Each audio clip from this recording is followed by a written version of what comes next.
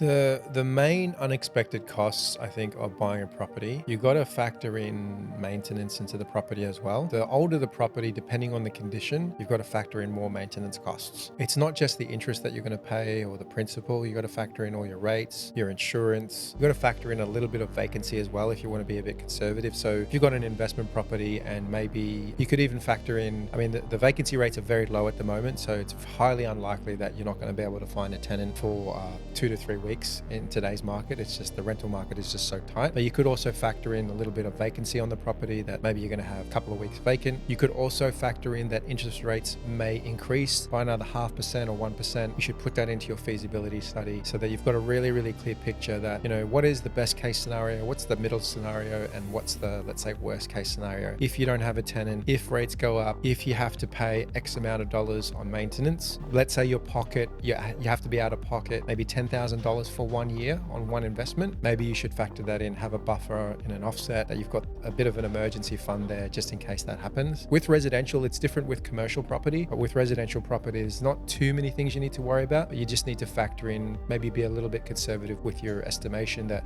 look, maybe you might need 5 to 10 grand as a cash buffer per property, just to make sure that you're 100% safe and that you can comfortably hold property, because no one wants to get into a property or buy an investment and then have to let it go prematurely. That's the whole point. You're investing in property. You want that property to go up in value. And if you have to let it go early because you haven't got enough buffer funds, or you haven't calculated maintenance or something, and you just don't have the funds to hold the property, and you have to let that property go prematurely, you're going to be pretty annoyed with yourself, because you'll probably look at that property 7 to 8 years later and you go, man, if I just held that property, I'd be $500,000 richer. Not a major thing. It's much more risky in commercial, but residential, have a bit of a buffer fund there and calculate those things.